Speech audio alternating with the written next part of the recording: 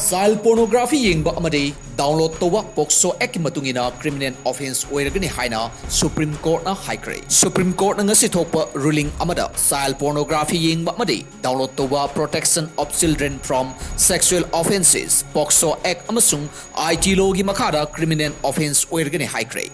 Chief Justice D.Y. Chandrajut, Justice J.B. Pardiwala amasung Justice Manoj Mishra na semba bench asina Madras High Court na Mamang the child pornography yengba amadi download toba khakna criminal offence oidi high kiba verdict adu chatnaba yararoi haina onthokibani. Bench asina Pocso Act lising ni taragani thoi yamna marik chumna nainerba matungda digital device singda child pornography video photo na chingba share to butanatana hariba video sing yengba download toba store toba criminal offence oigani hari. Bench asina pikiba judgment na children pornography haiba tamasi child sexual abusive and exploitative materials CSEAM haiba tam na mot sinba yananaba Pocso Act amendment purakpa maru oi hairi. Bench na parliament ordinance mo puthokna amendment asi purakpa yabagi suggestion pikre hairi.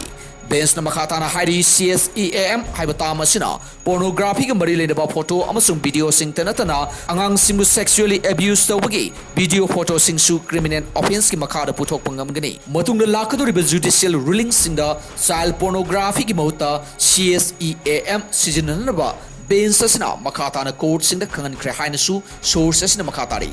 Child rights activist Buwan Rebu amasung Supreme Court ki advocate Kuzbu Jana Supreme Court ki verdict ase pikibada nungai basu phongdorani.